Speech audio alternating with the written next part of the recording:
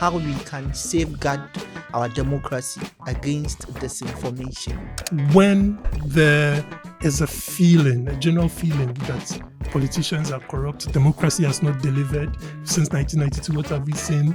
During the survey, we realized that about 95% of Ghanaians says that they can detect disinformation, but only 31 can verify. Absolutely. At first, when you see AI generated content, like a video like this, you can actually tell because the voice is different from a human voice, and then the movements of the mouth and the eye and everything. But now, when you see AI generated video, I think they have improved that. The voice sounds like the person, like you cannot tell. It's difficult to They tell. also upping their game. I mean, honestly, when we say democracy, it's not an abstract term. It basically means having that right or opportunity to be able to elect leaders freely, having that opportunity to be able to contribute to discussions on social media. That is democracy. And so let's make sure that everything we do online and offline platforms contribute to safeguarding or protecting democracy. We shouldn't be purveyors, we shouldn't be spreaders of bad information. This can harm us.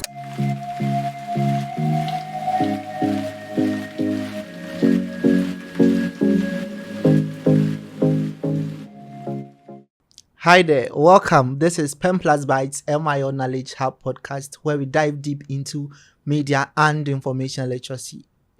In short, MIO. My name is Manuel and I'm happy to be here, and today we are discussing how we can safeguard our democracy against disinformation. This podcast is made possible with the kind support of DW Akademie and the German Corporation. Let me say thank you to also the team at Penplusbytes for their support. Remember, you can be part of this conversation using hashtag MIO Knowledge Hub podcast on any of Penplusbytes social media handles. You can also go on YouTube at Penplusbytes. Make sure you subscribe, you like, and you share our content. Who knows, you can be a winner of some of these souvenirs, right? So let's get into the discussion.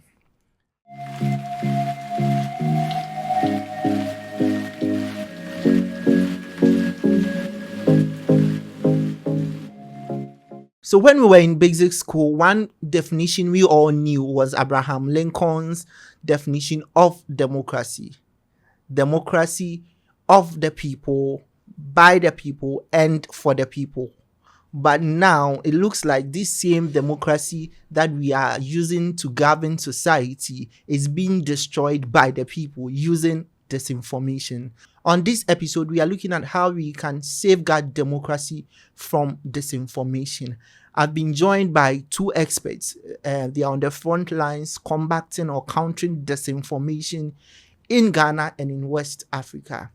I have to my right Rebecca and also Eliud. Guys, you're welcome to MIO Knowledge Hub. Thank you very much. Thanks for having me. Thanks. Safeguarding democracy. I mean, we all know democracy. Everyone knows democracy, or it's a common term here in Ghana. But it looks like in recent times, there are common phrases or things we hear like democracy is being threatened. Disinformation is undermining democracy. Those are common narratives or terms we hear often. Is democracy really under threat, Eliud? I'd say it probably is. It's quite a difficult question to answer. But yes, I would say to some extent it is. There are malign actors. Okay. That When you say malign actors, sorry, I want us to break this down to the basic terms as much as possible. So I'll describe malign actors as actors or basically people that are against the cause of democracy, right? And they're not restricted to people. They could be actors, could be people, persons, individual persons, or natural persons. They could be legal persons. They could be organizations. They could be media organizations. They could be political parties. They could be states, right? And so it differs. It differs. So differs. generally like bad actors. Yes, People, bad actors. right. That's Okay. a good way to All right. put it, yeah. Rebecca, let me come to you. We are looking at how we can safeguard democracy from disinformation. Yeah. We all know the definition for democracy, right? Yeah. I want you to, in simple terms, explain disinformation to my audience before Okay. we now dive deep into the topic. Okay, so disinformation in simple time is deliberately sharing false information with the intention of causing harm. So you have to have an intention behind sharing of the disinformation or false information, Right. and it's deliberate. You just want to use it to cause harm to someone. That is all disinformation is about. Right. So the intention, the rationale behind the sharing of the information Is to cause harm. is to cause harm. Yes. Right. And I understand that there are some bad actors in there. Mhm. If you can bring us up to speed on the recent research Penplusbytes did, trying to understand the disinformation landscape in West Africa. Yeah. So Penplusbytes actually carry out the first multi-country research, which covers Mali, Ghana, Burkina Faso, and Ivory Coast, with the aim to measure their resilience mechanisms to provide a practical recommendation to safeguard our democracy, as you are saying. Okay. Now, this information, as I said, has an intention of causing harm, and it has the intention behind that. When it comes to our democracy, it's about propaganda, censorship, influencing election outcome, shaping narratives in the media about electoral narratives. Now, who are these actors? The index basically looks at the channel through which these narratives are spread. Social media platforms like Facebook, X, TikTok, and the likes. Now, these channels, who are the people that spread these narratives on the channels? So they are the actors. They are the actors. Right. Who are we have the political actors. Okay. We have the state actors. We have the media, the influencers, the content creators, and the like. There are many actors.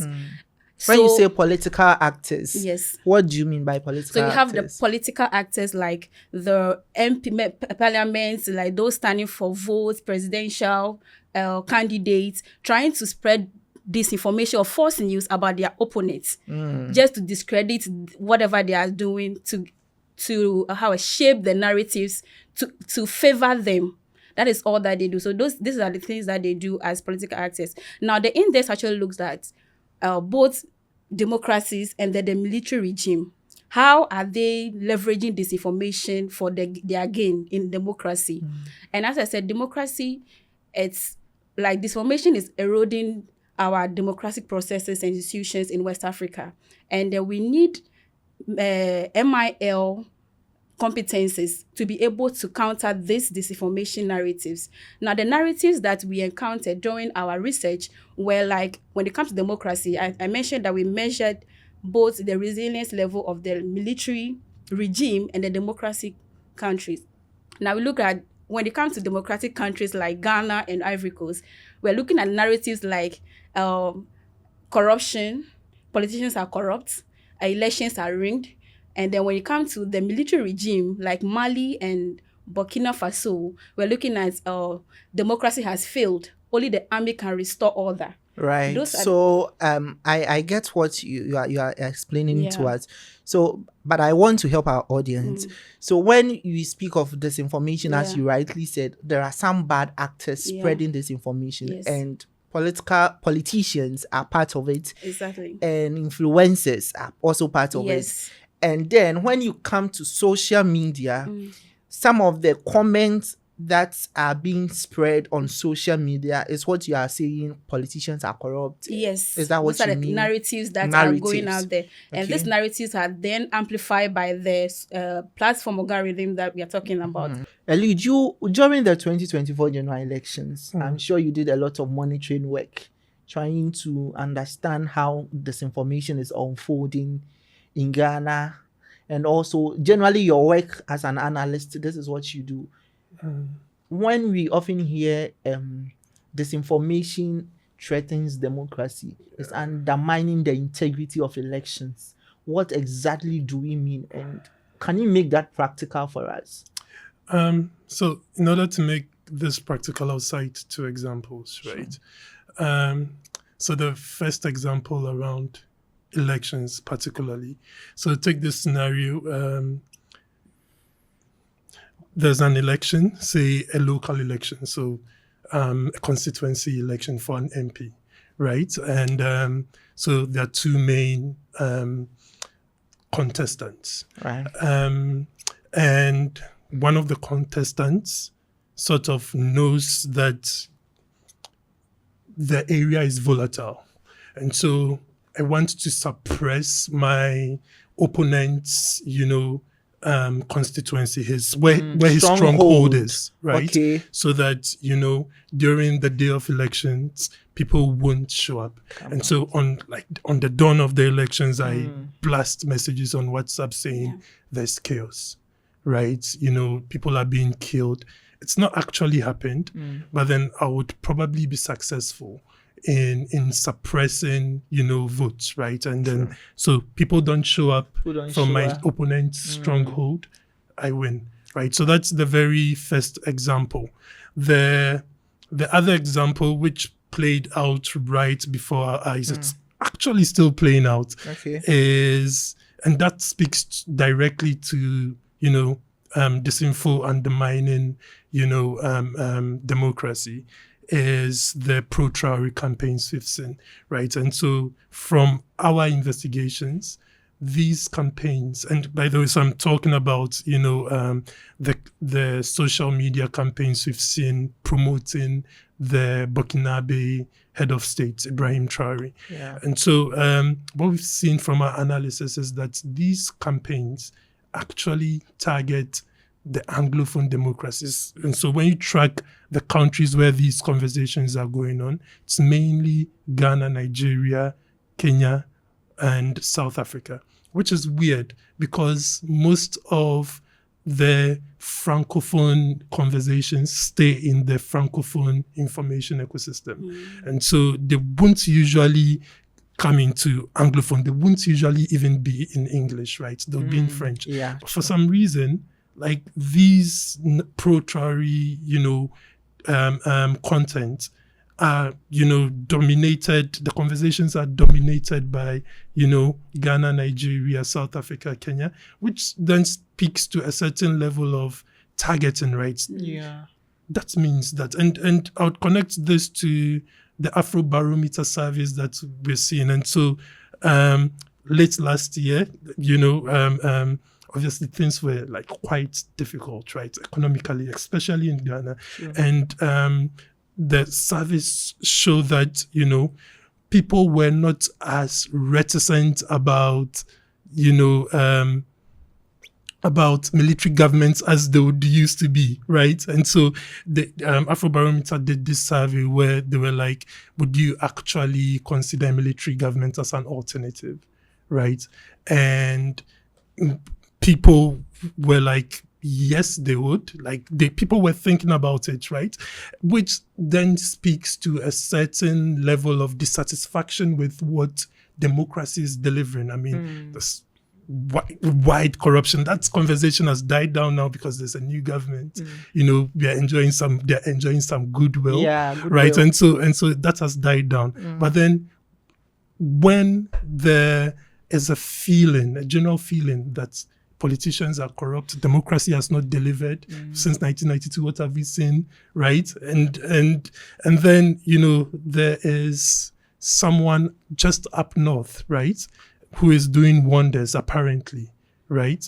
The people begin to then shift their attention towards that, and that's culminated into what we saw at the inauguration, where Traore apparently received the most chairs, right? And so that's another example of how disinformation or manipulated information, because sometimes the lines can be blurred. Sometimes it's not disinformation per se. Sometimes it's misinfo. Sometimes it's just coordinate. It's true, but then they're just pushing it in a coordinated manner, right? And so that explains how manipulated information can, and it's so kind of to affirm what Eliud was saying, one of the findings during our index was that when we ask, as he said, that at first, most of these narratives are within the Francophone domain, but now it's moving to the Anglophone countries. So one question we asked was,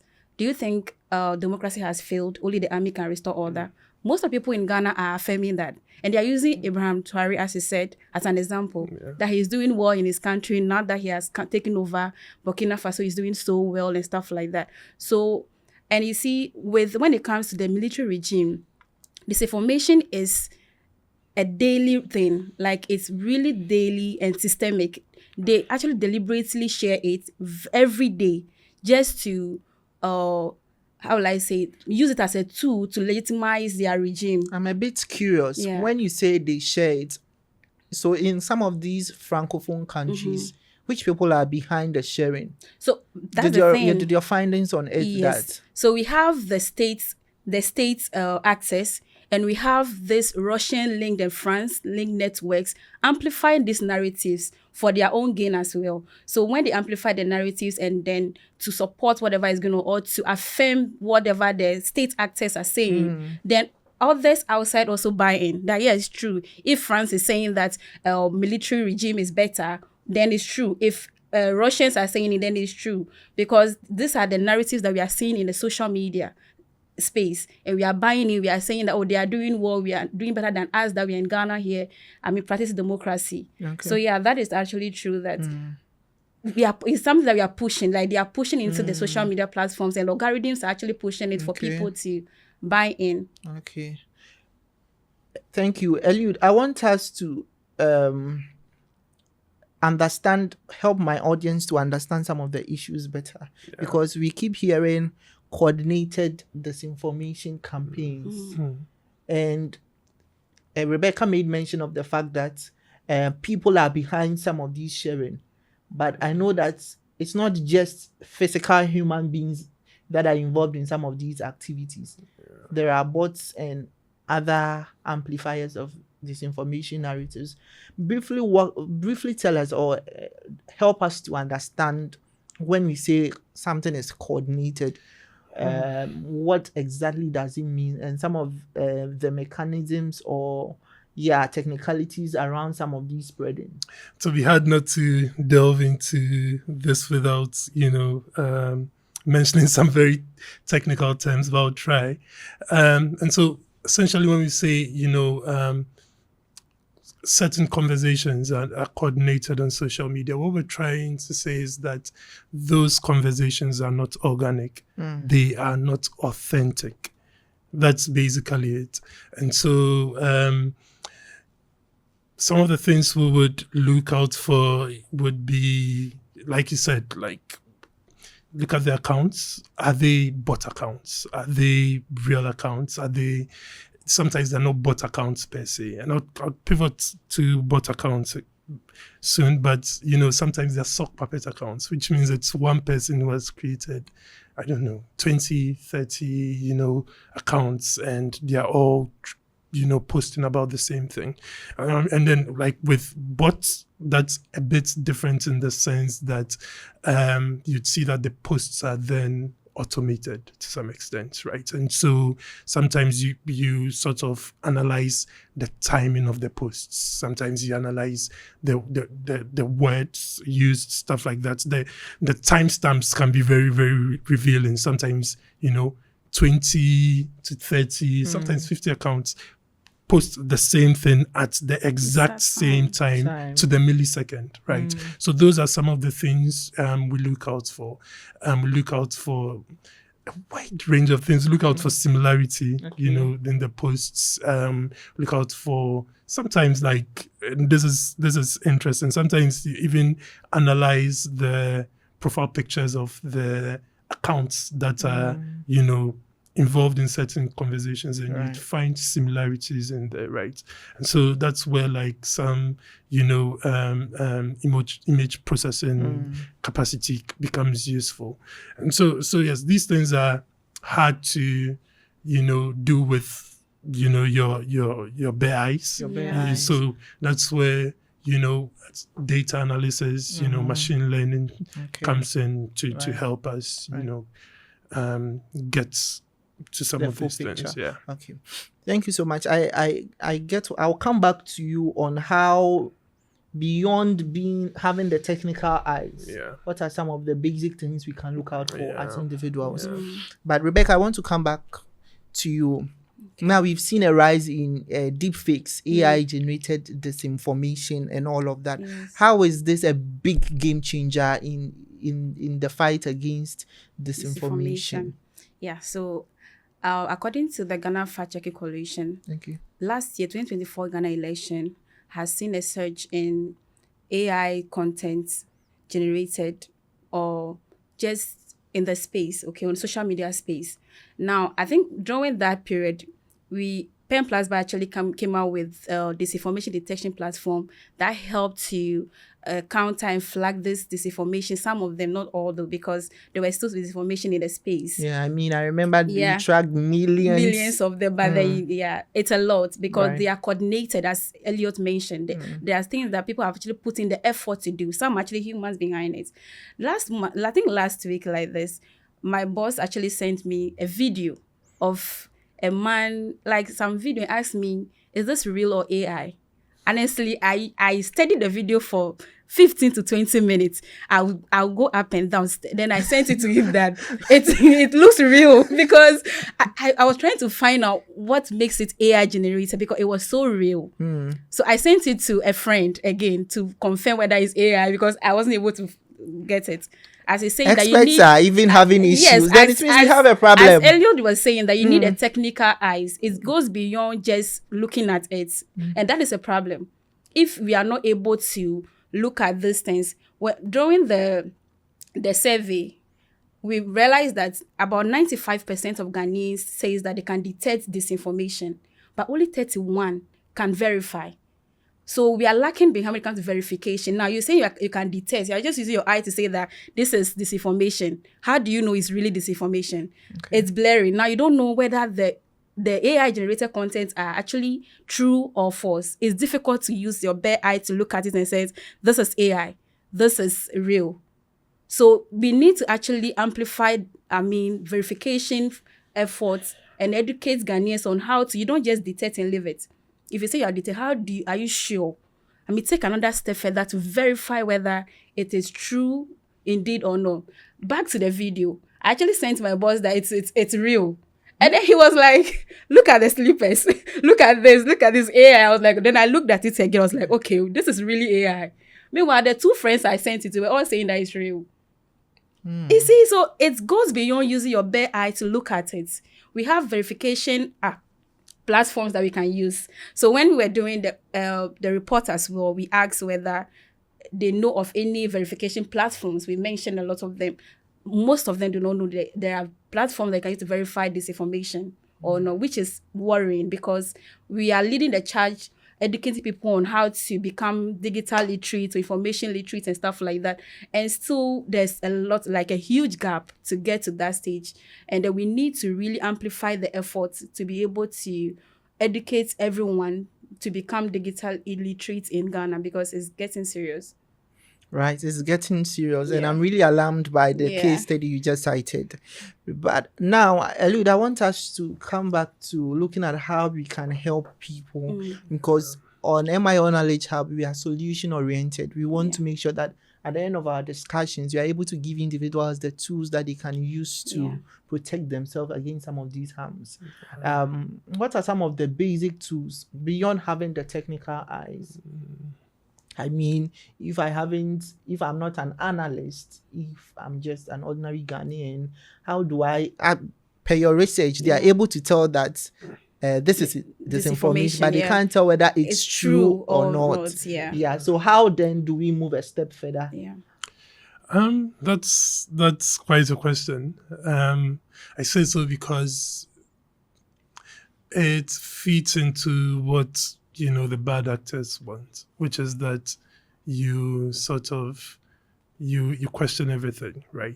So that they've basically flooded our timelines with disinformation, so that when you see stuff that's true, you're even in two minds about it. So that in itself is a problem. some practical ways to sort of do some quick verification. A couple of things. First, when you see something, like check the source. It's as Check the simple source. as Basic MIO skills. Yeah. it's as simple as that. I'll give you an example. So you'd see, a post from an account with the name BBC, right?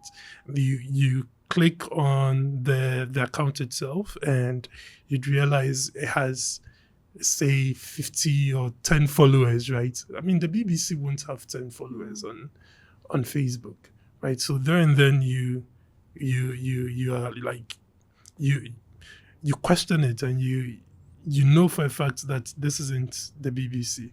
I mean, so it's simple things like paying attention to the domains, right? Because there's bbc.com. If you go and see bbc.net, I mean, so stuff like that.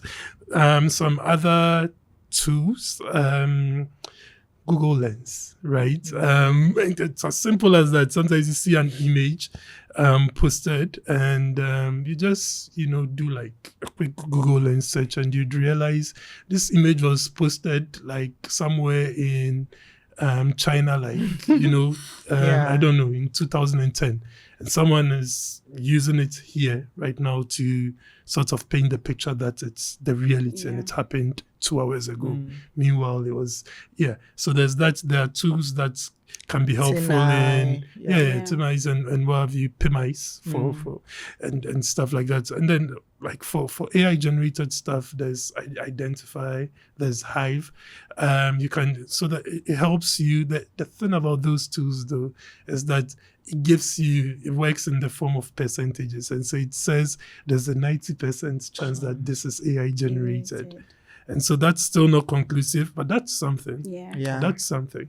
So there are various tools that, and techniques, right?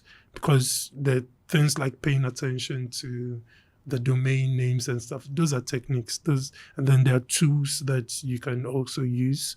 Invid, the list is endless, right? They're open source, they're free. Open source, sure. Yeah, know the funny thing, Manuel, let me come in. Yeah, absolutely. At first, when you see AI generated content, like a video like this, you can actually tell because the voice is different from a human voice. And then the movements of the mouth and the eye and everything. But now, when you see AI generated video, I think they have improved that.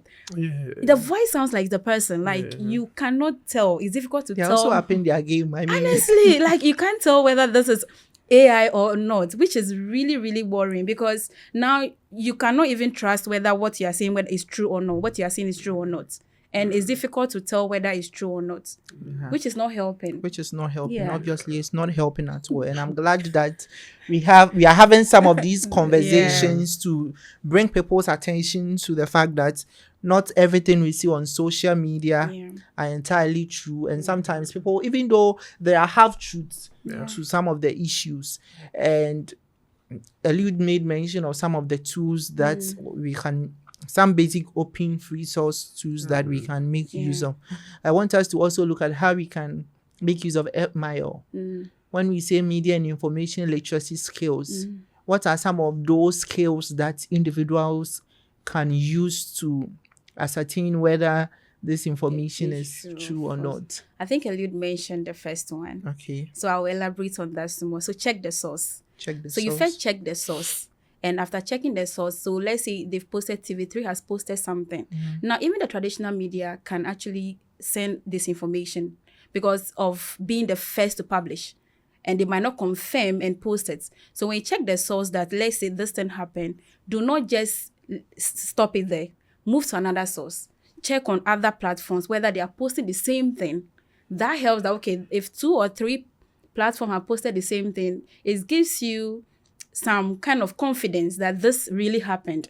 So first check the source, check multiple sources, and then verify whether it is true or not. Verification is very important. And I feel like Ghanaians are actually not taking verification skills importantly, because they feel like when you're able to detect, you are good to go. But you need to verify to be sure that whatever you have detected with your bare eye, it is true, using the tools that Eliud just mentioned. Right. Thank you so much. Verification is very important. Very important. And I mean, beyond verification, there are other things like biases. Yeah. I mean, if the story, is too true for you, you need to ask yourself why. Yeah. If it is not also, you need to ask yourself why. And sometimes we need to look for balanced reportage. If a story is out there about a community, they are saying that this community is not developed or something. What are the community members saying? What are the leaders also saying? Yeah. It brings a balanced picture to some of these things. Yes. I think we've dealt comprehensively on individuals and what they can do, but the fight against disinformation and safeguarding our democracy does not only rely with we as individuals. Stakeholders have a role to play in there, and one stakeholder I would want us to look at as owners of these tech platforms, someone like Meta. If let me put you on the spot. From the work you do, what is that one concrete policy you are looking for? From the I'd be very selfish here, right? And so obviously the work I do relies on data, right? And so am I able to sort of get information or data on the conversations that are taking place online in bulk? And then am I able to analyze them? So, and over the past couple of years, we've seen these platforms dial back their investment into making such data accessible. The Twitter API isn't free. The X API isn't free anymore since it became X, right? It used to be free for researchers, right? And so I could go on there and say, how many people have been talking about this hashtag? Can I get the data sets? Can I analyze this hashtag and see if the conversations around it are organic? We can't do that anymore. You can't do that. So like they should be transparent. You actually can if you're willing to pay for it. And these are like crazy prices. They're very expensive. And so how do you then make these social media listening tools accessible to researchers who are mainly non-profits, right? I mean, it's for a good cause. Reason why you are doing this work. Yeah, and so I think there's that. I think there's also... maybe you should... This is your camera. Can you look into the camera and make an appeal to owners of these platforms? Yeah, and so I guess the appeal is simple. I mean, if we could have access to the APIs of these major platforms for free, for researchers, that is. And obviously, we're not using it for profit. And so, I think that's basically the appeal.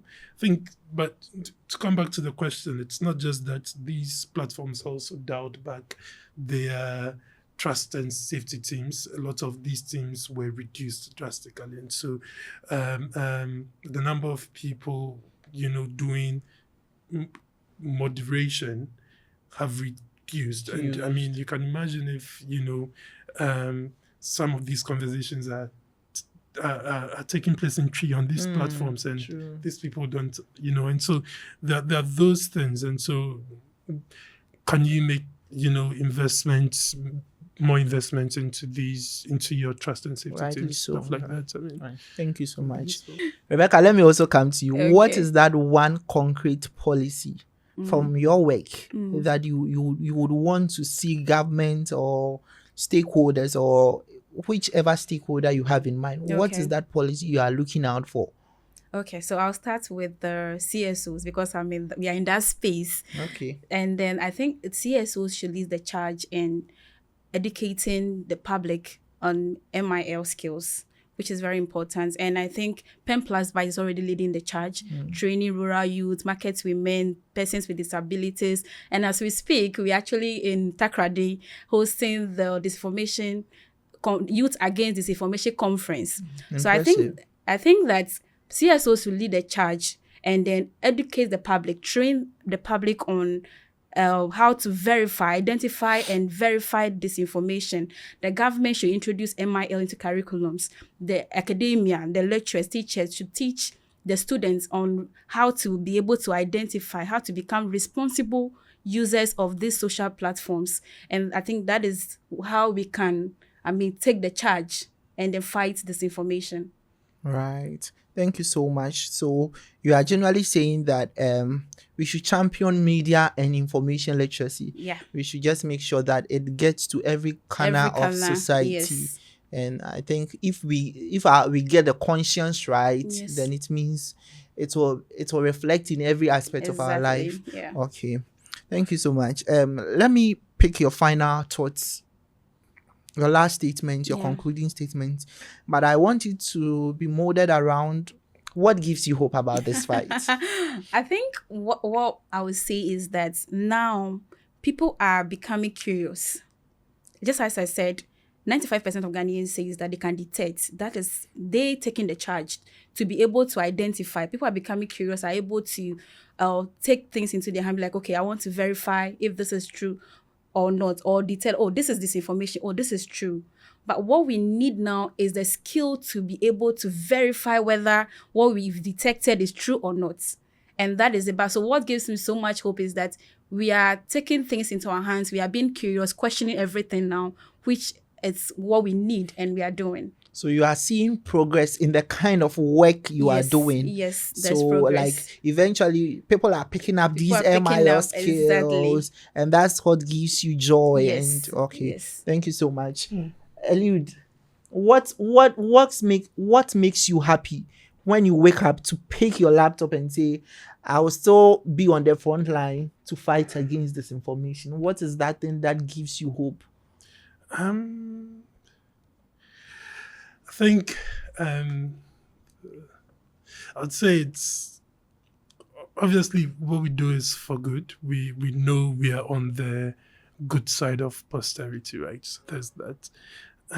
What gives me hope? It's the fact that, we have a chance to use AI as a double-edged sword. So whilst, a lot of the content, a lot of the manipulated content you're seeing online is AI generated, we can use AI to fight,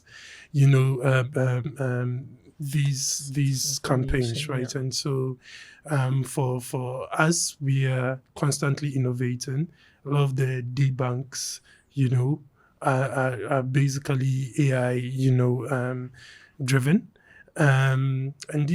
What that does is that it allows you to fight, disinformation at scale, right? And so you're not doing, piecemeal, tracking and debunks and stuff like that.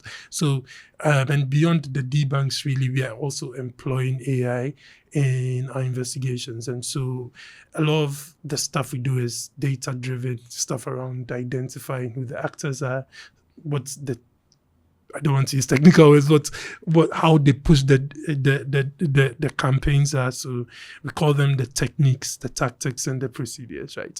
And this is all sometimes AI driven, right? And so yes, the fact that we get the chance to innovate, the fact that we get the chance to use AI as, that double-edged sword that it is Right. super, useful. Yeah. Right. Thank you so much. I'm very happy you made mention of that, because personally, I'm one person that advocates for the use of AI in combating disinformation.